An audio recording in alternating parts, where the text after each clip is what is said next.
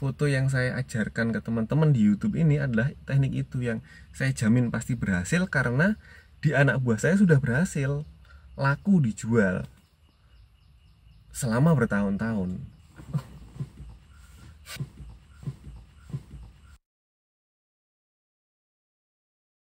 Makanya saya waktu itu sudah pakai lampu listrik, lampu tronik lah.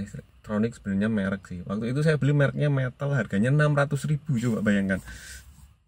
Yongnuo itu, lampu Yongnuo itu baru muncul di Pekalongan itu kalau nggak salah tahun 2012 atau 2010 atau 2012. Harganya 2,5 juta. Itu murah karena yang SB kan di atas 5 juta. Yongnuo keluar itu murah, harganya 2,5 juta. Tapi 2,5 juta itu masih mahal dibanding lampu listrik yang saya punya. Itu cuma 600.000.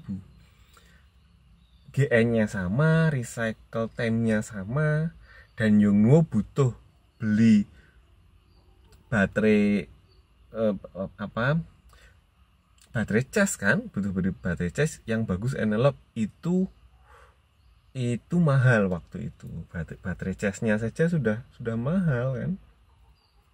Baterai cas saya nggak tahu berapa waktu itu, 300.000 lebih mungkin, saya nggak tahu berapa, tapi mahal. Kalau yang baterai cas yang bukan envelop itu cepat habis.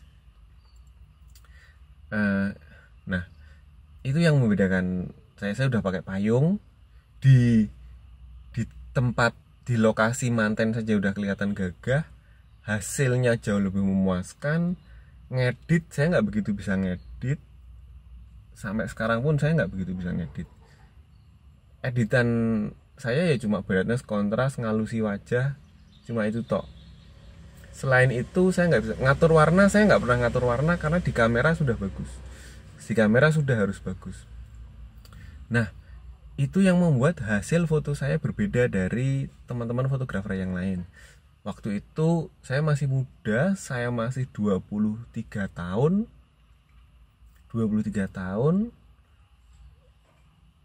Mungkin ya, saya adalah fotografer pertama di Pekalongan, fotografer kampung pertama di Pekalongan yang pakai teknik pencahayaan studio di lokasi manten.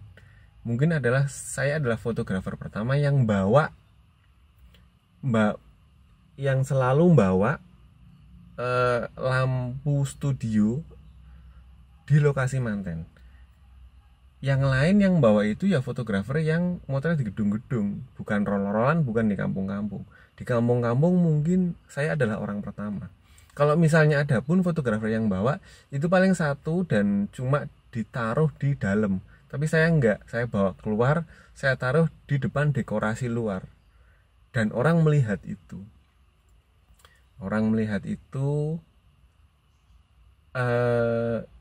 Akhirnya itu jadi sisi positif karena akhirnya banyak yang tanya ke saya. Bikin seragam, di belakang saya tulis foto 26, saya kasih nomor telepon. Akhirnya banyak yang tanya ke Perias, Mbak, fotografernya pakai payung nggak? Soalnya saya lihat itu pakai payung. Siapa yang pakai payung? Itu saya lihat foto 26. Mereka nggak nyatet nomor teleponnya, tapi cuma bilang aja. Terus Periasnya dibilangin begitu, siapa foto 26? Tanya-tanya ke Perias lain, kalau ada yang tahu, nanya nomor saya, dan akhirnya ngubungi saya. Jadi di tahun kedua itu banyak Prias yang menghubungi saya, tiba-tiba ngubungi saya. Belakangan waktu saya nanya, dulu kok kenal saya dari mana, dia cerita, ternyata seperti itu. Jadi sepertinya itu, mungkin saya adalah fotografer pertama di Pekalongan yang bawa payung ke lokasi manten di kampung-kampung, fotografer kampung pertama, sepertinya begitu. Terus saat saya nyetak, terus saya ditanya, Mas ini cara motretnya gimana? Ya saya bilang pakai payung dan sebagainya. Mereka bilang repot. Memang repot tapi ada caranya. Dan saya akhirnya, setelah asisten saya ini saya ajari motret, terus dia berangkat motret, jadi akhirnya saya punya 2 fotografer, saya sendiri dan 2 fotografer, 3 fotografer, terus nambah lagi 4 fotografer. Ada permintaan kamera shooting saya, jadi saya punya 4 fotografer, dengan saya 5, ada 5 fotografer dan 2 videografer waktu itu tahun 2013 atau 2014. Puncaknya itu puncak dari apa ya, anak buah saya, fotografer saya paling banyak, karyawan saya paling banyak di tahun-tahun itu, 2013, 14, 15, 2012, 13, sekitar itulah, saya lupa. Jadi ada 7 fotografer dan videografer. Hal paling gila, job paling banyak sehari pernah 14 job. Tapi saya nggak mau melakukan itu lagi, itu terlalu memusingkan dan bikin saya stres. Paling banyak kalau belakangan ya paling 8, 5 gitu. Kalau sekarang paling 5, 8 aja udah hampir nggak pernah. Tadinya 8 masih sering, sekarang paling 5 di musim-musim tertentu. Dan saya ini sepertinya sejauh yang saya tahu sampai sekarang adalah fotografer yang selalu merekrut karyawan. Fotografer lain nggak pakai karyawan. Fotografer lain kalau ada job, kebanyakan fotografer lain itu kalau ada jobnya dilimpahkan ke temennya, ke temen fotografer. Kalau saya, kalau ada job, saya nyari karyawan lagi, saya nyari orang untuk saya jadikan fotografer. Saya nggak ngambil fotografer, enggak. Dasarnya bukan fotografer, dasarnya ya orang biasa aja, temen orang biasa tuh saya ajari motret supaya dia bisa motret. Makanya kalau saya bilang saya punya parameter untuk nyeting kamera yang ISO-nya 800, shutter speed-nya 100, 1/100, terus f-nya dari 5,6 sampai 8, terus pakai flash 2, itu adalah parameter yang saya bikin untuk fotografer yang bekerja sama saya, supaya hasilnya bagus, karena dasarnya mereka nggak bisa motret. Dan teknik foto yang saya ajarkan ke teman-teman di YouTube ini adalah teknik itu yang saya jamin pasti berhasil, karena di anak buah saya sudah berhasil, laku dijual selama bertahun-tahun. Jadi kalau ada fotografer profesional lain yang bilang pakai ISO kok 800 dan menurut mereka itu salah, mereka nggak tahu tujuannya apa. Nah, jadi saya mungkin adalah fotografer di Pekalongan yang punya karyawan paling banyak, yang punya fotografer paling banyak, yang semuanya bekerja. Jadi kalau double nggak meminta bantuan kawan teman fotografer, tapi saya merekrut karyawan baru. Kamera saya ada 7, kamera foto ada 7. Waktu itu kamera video ada 3, kamera video shooting ada 3, tapi shooting karena saya punya editor dan segala macam, tapi karena shooting saya nggak fokus di shooting, karena ada shooting akhirnya foto saya nggak bisa fokus, jadi shooting saya lepas, saya jual semua alatnya.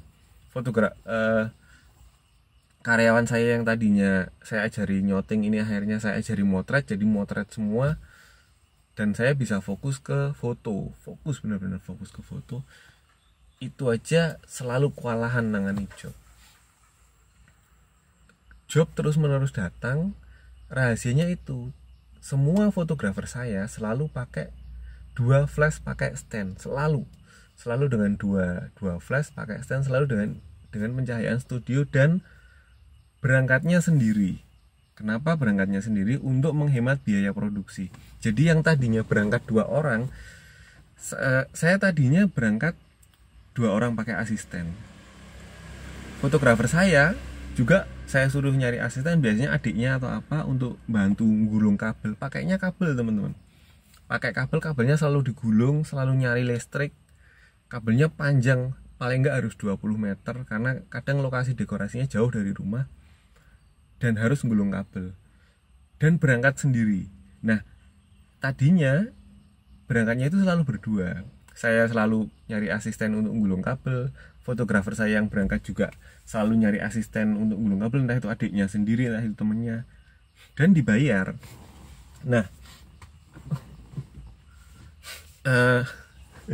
nyamuk.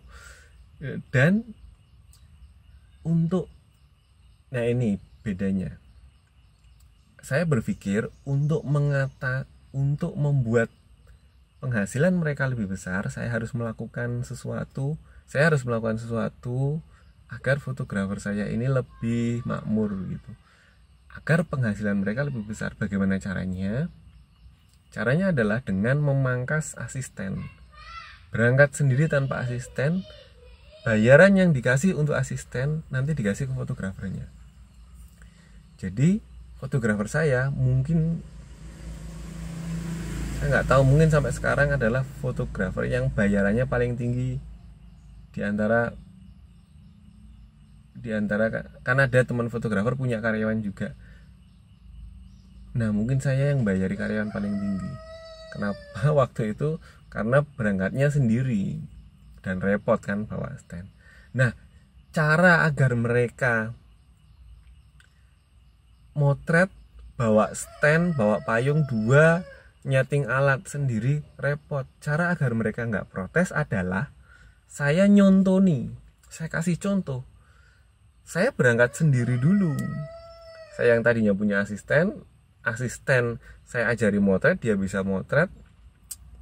Saya nggak nyari asisten lagi, saya berangkat sendiri, bawa stand sendirian, bener-bener single factor dengan 2 stand, dengan ngolor-ngolor kabel sendiri untuk nyontoni anak buah saya.